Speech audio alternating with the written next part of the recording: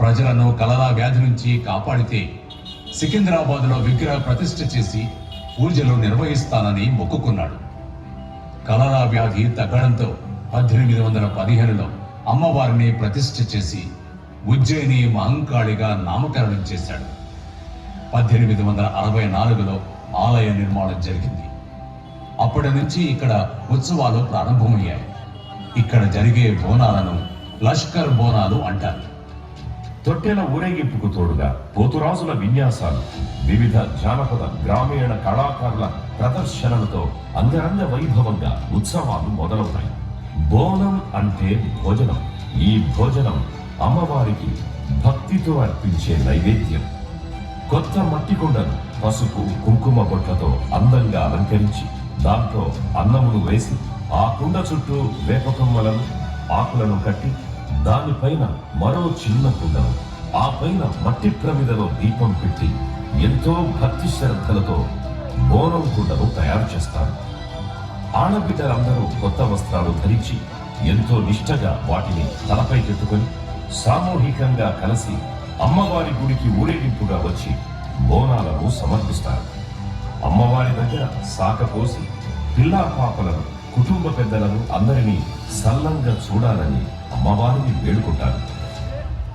మల్లమ్మ, మారమ్మ, మైసమ్మ, నల్లపోచమ్మ, గండి మైసమ్మ, బద్ది పోచమ్మ, గోల్కొండ జగదాంబిక, లాల్ దర్వాజా సింహవాహిని, ఉజ్జయిని మహంకాళి, బల్కంపేట ఎల్లమ్మ, పోచమ్మ, పేరేదైనా అమ్మవారు ఒక్కడే. ఆ అమ్మవారిని కొలిచే ప్రజల భక్తి ఒక్కటి. బోనాల పండుగలో భక్తి మాత్రమే కాదు, లోక కళ్యాణం కూడా ఉంది. ఆషాఢ మాసంలో విజృంభించే రోగకారక క్రిములు, సూక్ష్మజీవుల నుండి ప్రజలను రక్షించే ఆరోగ్య సూత్రాలు ఈ బోనాల పండుగలో ఇమిడి ఉన్నాయి. బోనాల పండుగలో విరివిగా వాడే పసుపు, వేపాకుల కొమ్మలలోని యాంటీబయోటిక్ లక్షణాల వల్ల ఈ కాలంలో వచ్చే వ్యాధులు నిరోధించబడతాయి. వీటితో చేసే వంటలు, ఆహారాలను తినడం వల్ల ప్రజల్లో రోగనిరోధక శక్తి పెరుగుతుంది. అంతేకాదు, రేపేం జరుగుతుందో తెలుసుకోవాలనుకునే మానవ ఆసక్తికి అవకాశాన్ని ఇచ్చేది బోనాల పండుగ. ఈ ఉత్సవంలో భాగంగానే నిప్పుతో కాల్చని పచ్చి మట్టి కుండపైకి ఎక్కిన జోగిని మాత ప్రజలందరికీ భవిష్యత్తు వాణిని వినిపిస్తుంది. రంగం ఎక్కి రేపటి గురించి అందరినీ జాగృతం చేస్తుంది. ఇలా ఆధ్యాత్మికత, ఆరోగ్యం, భవిష్యత్తు వీక్షణ కలగలిసిన ప్రాకృతిక ఉపాసన బోనాల పండుగ. బోనాల పండుగ పట్నం పోగొట్టుకోని పల్లె పరిమళం, గ్లోబల్ సిటీ కాపాడుకుంటున్న గ్రామీణ జీవన సౌందర్యం.